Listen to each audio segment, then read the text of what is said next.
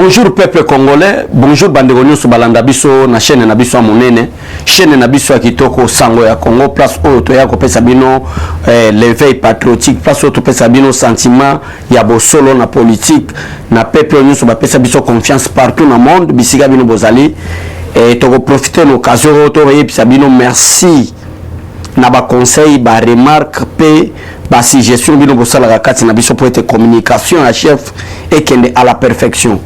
Lelo na ye makambo biso tozalaki koloba na ba parlement debout tolobela na ba télévision tolobela je m'excuse.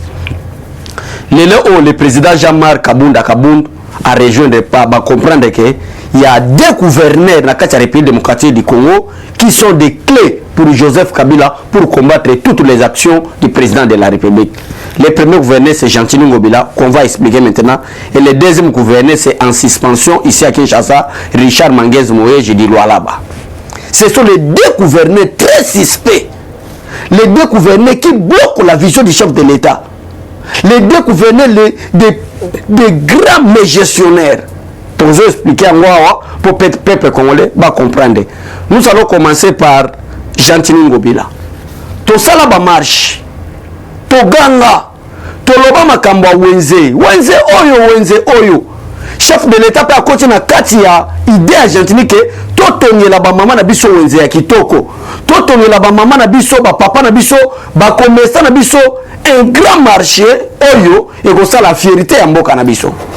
Or que ça là qui pona ko simbisa le président de la République touche pour être peuple congolais lelo ba mécontentement na ye ba attaquer Jean-Tini Ngobila te mais ba attaquer président de la République. C'est Jean-Tini Ngobila ça. Et tout ça là ba marche ba tebele bazako comprendre te. Na lekiti na basangwa Congo mission mo bandeko bako vérifier na lobi mais qui est derrière Jean-Tini Ngobila? Est-ce que monsieur Godin il ne voit pas? Parce que Batebele Bagolo, mais qu'est-ce que fait le président de la République pour être assistant de Jean-Tini Ngobila? Non, ça ce ne sont pas des procédures administratives. Ce ne sont pas des procédures administratives. Et ça, n'a rien à voir avec le président de la République. C'est pareil avec le gouverneur. Que ce soit le président du Sénat, de CENI, que ce soit le gouverneur, seront notifiés par l'ordonnance du président de la République. Mais les gouverneurs sont tenus aux majorités des députés provinciaux. Et le président de la République prendra seulement acte de son ordonnance. Parce que non, nous dénonçons avec les actions.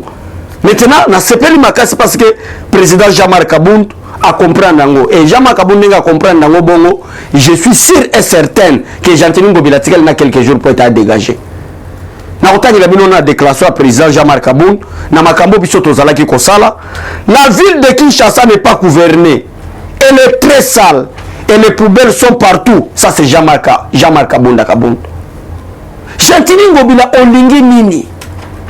Richard Manguez Moye olingi pe nini pona Lualaba? Tu es déjà suspendu un détourneur de 296 millions de dollars. Richard Manguez Moye. Bon bazako lena bata PPRD. Tala boti la biso mama fifi na Lualaba sala musala qui respecte la vision du chef de l'État. Donc, peuple congolais, le long de la ville qui chasse sur Oye, au moment de l'eau reçu à Kitoroté, terrassé, débauché, poubelle partout, Wenze, solo. Donc, on voit qu'il y a l'absence de l'autorité de l'État dans la ville de Kinshasa.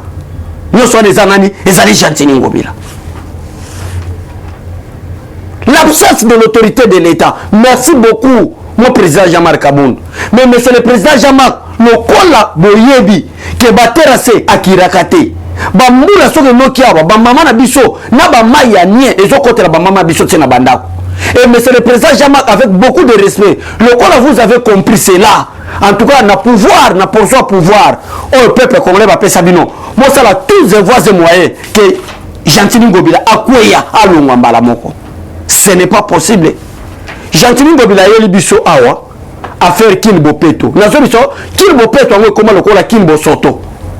Donc, ne faut pas créer une qui ne peut pas toter. Alinga tika tabongo qui ne ligne ça peut-être un peu propre. Mais depuis à créer qui ne peut pas to et commander qui ne peut soto. Donc création qui ne peut pas to est égal à salité et comment sous se belé dans la Kinshasa. Salité comme sous belé dans la Kinshasa. Yo créé structure à malam une organisation pour l'intérêt du peuple congolais. Il y a la salité, la poubelle, nous sommes à la ville de Kinshasa. Mais, depuis le bandit, on a tous n'a plus de 2 ans. Depuis le lancement, on a financé. Mais tout le monde a terrassé. Et ça qui était salité, il moyen les cas. Et salité, poubelle, moyen salité. Donc, tout ce que Gentilly est en train de créer, c'est pour toujours bloquer les chefs de l'État. C'est grave. Ce que Gentilly Ngobilazaki est un homme scientifique, un homme intelligent, un homme crédible. Ma déclaration, le premier vice-président de l'Assemblée nationale, na qualité de Azanango. Alors qu'il y a l'absence totale de l'autorité de l'État dans la ville de Kinshasa. En tout cas, si moi j'étais Gentilly Ngobila, j'allais démissionner. L'absence totale et ce qui m'a fait pleurer, le roulage, monsieur le général Kassongo, monsieur le gouverneur Gentilly Ngobila, malgré mes gestions naïo. Roulage a créé embouteillage pour escroquer peuple et pas mabako leka. Pour un exemple qu'il y a totalement le président de la le premier vice-président de l'Assemblée nationale et le président Aïe de l'IDPS, M. Jean-Marc Abounda Gaboun, à l'objet à solo. Que le peuple congolais n'a pas l'Iwazanango, à qui qu'on un roulage pour chauffeur ou en leka. Ça, c'est quelle absence totale de l'État? C'est quelle absence totale de l'État? Après, les gars, na cortège, na policier, ouais, moi je suis Gentilly Ngobila. Vous blaguez avec qui, monsieur Gentilly? On sera qui corrompre Nani pour te dossier no ba tete te balongola. Avec vous, monsieur Godin Poy. Parce que vous êtes des inspecteurs face au gouvernement. Vous contrôlez le gouvernement provincial. Le gouvernement provincial est issu de la majorité de vos députés, monsieur le président de l'Assemblée nationale. Mais comment c'est possible? Au lieu qu'il y ait la déclaration, le président Jean-Marc Kabunda Sala, ce que c'est là qui Godin Poy, du fait que il faut quoi? Mais que fait l'Assemblée provinciale? Que fait l'Assemblée provinciale de Kinshasa? Le gouvernement provincial ne sont pas à la compétence de l'Assemblée nationale. L'Assemblée nationale est une institution à part entière qui contrôle, malgré Ron pour toute la République, mais mission est bien déterminée. Parce qu'il y a contrôle, il y a des membres du gouvernement et pas il y a l'Assemblée provinciale. La déclaration que le président Jean-Marc Kabunda a sali concernant Gentilly Ngobila. Et les gens qui ont la malam que Congo a la chance de bonga na vie, ceux qui ont mutulokola Godin Poy, il y a l'Assemblée nationale dans sali lokoana. Godin Poy a la salité. Qui ne bopeto financement zali.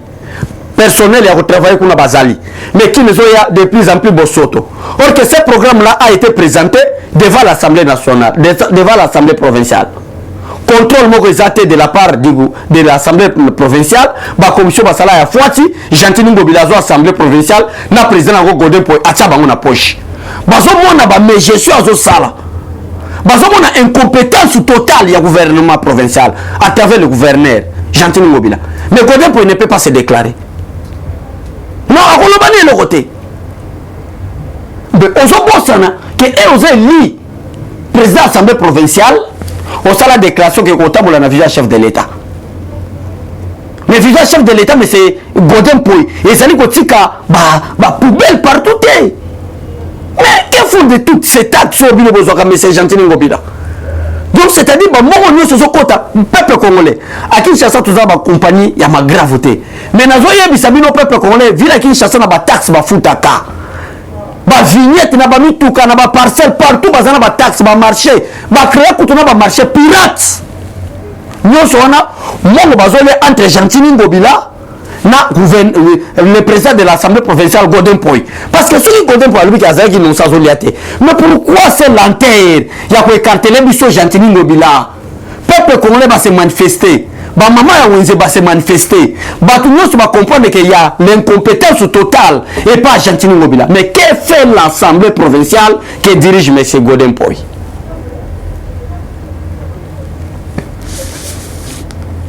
Mais moi place na hotel ça peuple na biso o balanda na biso et que y a Kabila Tsaki deux gouverneurs o bazaki ba cible na bango ba musu bazaki ba cible ya balkanisation ba musu ba cible ya ko yiba ba mbongo pour ko financer ba action à PPRD. Par exemple il y a neni il y a Richard Mangenji Moej, seul gouverneur à battre record, il y a des tournements, c'est Richard Mangenji Moez. 296 millions de dollars oh ezako kota na poche il y a Richard Mangenji. Et seul gouverneur unique qui était insolent et arrogant envers le chef de l'État, c'est Richard. Et le nom Richard a comme plaidé dans l'autorité compétente pour être Azonga. Mais c'est seul ce qui joue Toyo qui était Richard Mangenza Azongi dans là-bas. En tout cas, c'est comme il peut complice. Comme il complice, comme il contre le chef de l'État. Parce que degré de gestion, les autorités provinciaux, basent sous tutelle du ministère de l'Intérieur. Basent sous tutelle du ministère de l'Intérieur. Leur patron, leur chef direct, c'est le ministère de l'Intérieur. Qui peut demander une demande d'explication à un gouverneur par rapport à mes gestions, à tant qu'on l'a été. Mais selon l'hiérarchie, les membres du gouvernement provincial, leur chef c'est le gouverneur. Et le chef direct du gouverneur, c'est le ministre de l'Intérieur. Parce que le ministre de l'Intérieur est le patron de la territoriale. Mais le ministre de l'Intérieur, c'est M. Asselo. Mais pourquoi Elongwe, même le ministre de l'Intérieur, c'est la déclaration, et comme on est président, vice-président de l'Assemblée nationale, premier vice-président de l'Assemblée nationale, à ça la déclaration, il y a une grande mégestion de la ville de Kinshasa, il y a l'absence totale de l'autorité de l'État dans la ville de Kinshasa, il y a la création des marchés pirates et des stations de carburant partout, pirates, mais le ministre de l'Intérieur est là en tant que l'autorité directe du gouverneur provincial, du gouverneur de la ville, et l'Assemblée provinciale n'a aucune déclaration de ces deux autorités. Mais qu'est-ce qui se passe? Vous n'aidez pas les chefs de l'État. Pourquoi pas cette déclaration? Oh, Jean-Marc Abounda Sali, ministre intérieur, c'est le quoi vous allez monter. Pourquoi?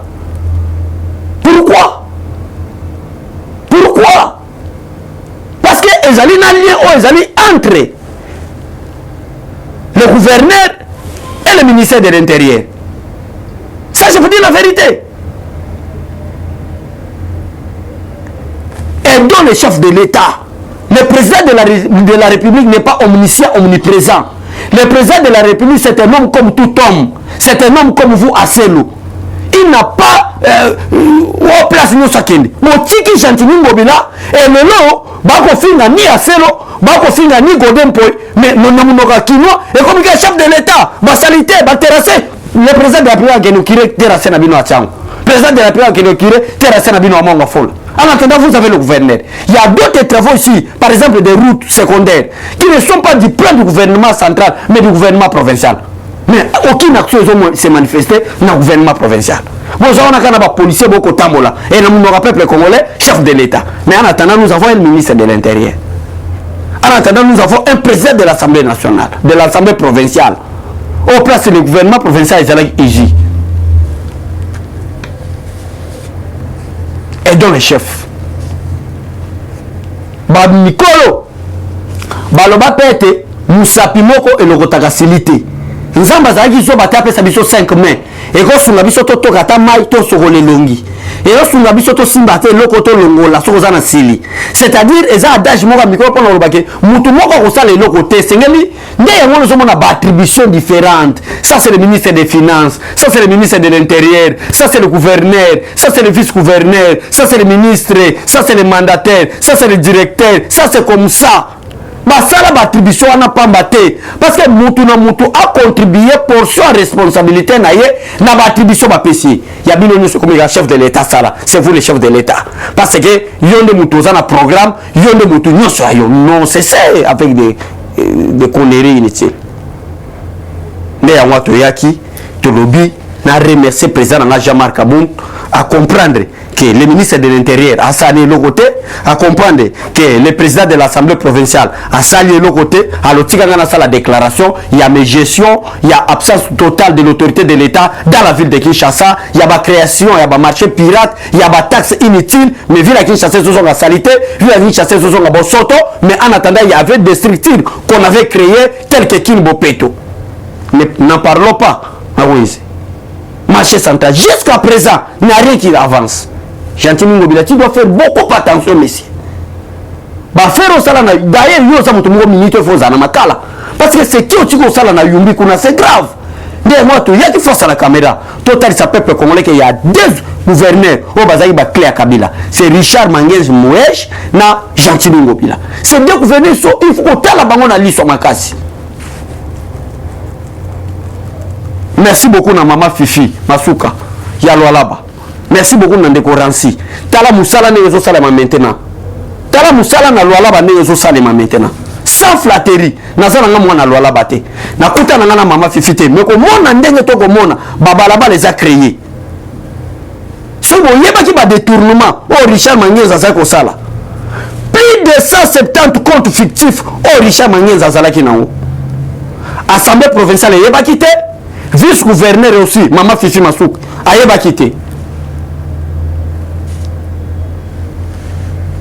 26 millions de projets, il y a Mokita, na poche, il y a Nani, il y a Richard Manguez. Vente, il y a Bectar. Vente, il y a immeuble sans passant. On va ériger un immeuble pour le gouvernement à Teka. Mais on a battu Bazako Monate. Si tu as apprécié, tu as la Moussala Malam. Si tu as apprécié, le ministre va la Moussala Malam. Parce que le gouvernement va warrior. Mais il faut prouver que vous êtes membre du gouvernement va warrior. Il faut prouver que vous êtes professionnel. Il ne faut pas faire le ministre, il y a ministre de transport, mais il y a des tourments, il faut pas que un ministre des Affaires étrangères, mais le peuple congolais, comme on a passé pour, on fait un warrior, le ministère des Affaires étrangères. Tu changer mentalité, Nabiso. Tu changer façon de mes chères autorités. Pour que tu aies un Congo, Nabiso.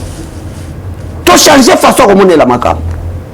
Alors, le Richard Manguez Mouesh, na Gentiment Ngobila, on a eu Jeb Sabinete, Bazala qui déclare Kabila, mais na remercier, IGF n'est pas bloqué.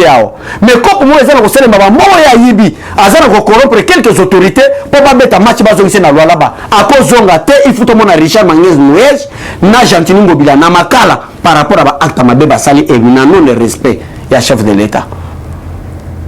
Il faut que mon abango.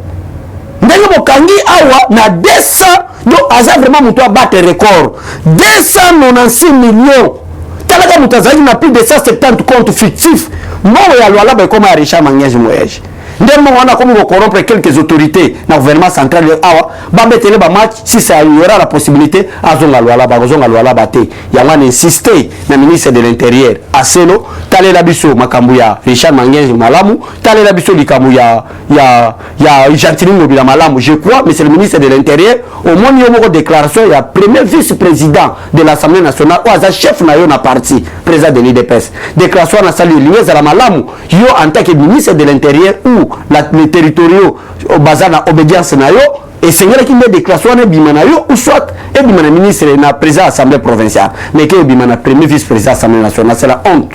Merci beaucoup na président Jean-Marc Aboun nenge bimi bongo c'est-à-dire Gentiment Ngobila azan otaba koka jam pour que le président de la République a réussi le quinquennat na été na ville Kinshasa or que ville Kinshasa ne pesa ka sango ville Kinshasa de élection et ça les magapo ba province ba imiter nde ya ngona ba tsaki bango awa pour être bas complet chef de l'État. Merci na président Jean-Marc Aboun, merci na IGF contrôler celle madame parce que Batoba ba Gentiment Ngobila dans quelques jours à Balonga ba kende ba pesa les hommes compétents place au monde la présence et autorité l'État place au monde ba création il y a ba station té partout pirate il y a ba marché pirate té place au monde que respect zali il y a programme il y a chef de l'État pour te moko kende liboso. Merci na bande onyo so balanda biso, merci na boss na biso en direct ya Londres, merci na staff technique ya Sango ya Congo wana na moninde ndeko na Ransi o toza biso mibale na plateau na sima caméra ndenge ko filmer peut-être peuple congolais ba yeba réalité na chité na ngapo na kolobete musapi moko elokota facilité ndenge nzamba zalaki mayele apesa biso 5 mains pour esunga biso to utiliser malamu to tike la charge union sur la chef de l'état te o to vota ki yé chef de l'état ko kitati na ba communauté na o lesa musana ki garant de la nation aya ko sala musala ki bourgmestre c'est toi qui gouverneur wana ko simbate et de le chef pour to tonga mboka na biso moto na ba attribution na. Au revoir et à bientôt. Merci. Eshima, votre magazine qui bat au rythme de l'actualité. Retrouvez la nouvelle édition. Exclusivité, Barnabé Mwakadi, les recordmen des chiffres. Jamais la forte mobilisation des recettes et les performances de la Direction générale des impôts n'ont défrayé la chronique comme c'est le cas maintenant. Des exploits jamais réalisés sont atteints depuis la nomination du nouveau directeur général Barnabé Mwakadi Mwamba. Classé meilleur élève par l'inspection générale des finances en mobilisant 1100 milliards de francs congolais pour le mois d'avril, le directeur général Barnabé Mwakadi a sorti les grands jeux en mettant en pratique ses 27 ans de carrière au sein de la DGI. Il connaît les secrets des chiffres. En un an, plusieurs avancées sont réalisées. La traçabilité de recettes grâce à la numérisation et la digitalisation de la procédure des déclarations et paiements d'impôts, l'amélioration, les renforcements de capacités humaines et institutionnelles, la lutte contre la fraude fiscale. Le directeur général de la DGI, Barnabé Mwakadi Mwamba, veut répondre au mieux à la vision du chef de l'État Félix Tshisekedi grâce à une gestion orthodoxe. Focus, José Mpanda, blanc comme neige. Interpellé par l'Assemblée nationale, le ministre de la Recherche scientifique et innovation technologique a réussi à démontrer le réel problème de l'observatoire volcanique de Goma, mais également la nécessité pour l'exécutif et l'autorité budgétaire d'accorder à la recherche scientifique la place qu'elle mérite sur le plan budgétaire. Parité de Joseph Kasavubu à Félix Tshisekedi, les premières dames et leurs rôles prépondérants. Nation, Bukanga Lonzo, quelle suite après les refus de la levée d'immunité du Sénat? Enquête, l'Office congolais des contrôles se perd dans sa mission. Et Shima revient sur l'histoire des leaders africains assassinés, les forces et faiblesses de la RDC dans ses relations internationales. Culture, rituels et coutumes des Bashi. Retrouvez l'intégralité du magazine Eshima dans les kiosques. Eshima Magazine, un nouveau standard d'information.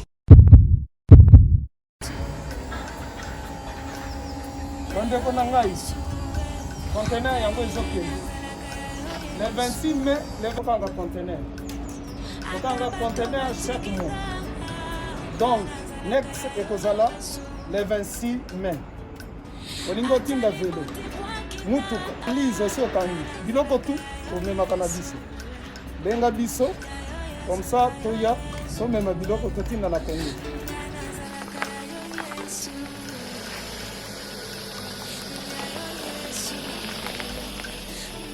Bandeko kari yango oyo touti kozongo ezokende Kinshasa.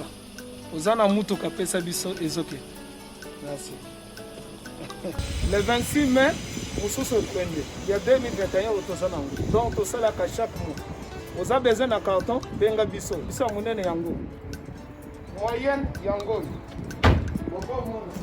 Bon moyenne. Yango. Na carton na biso ya muke. Nous avons 3 dimensions. Onyo solingo tinda benga biso tozozwa ba vélo, tozozwa ba valise, mituka tozozwa. Donc eloko tout tozomema na Kinshasa. Merci beaucoup. Mutuka, vélo, salon, biloko ndako, biloko tout tozomema. Donc moi hésiter que bobenga biso tozala na pona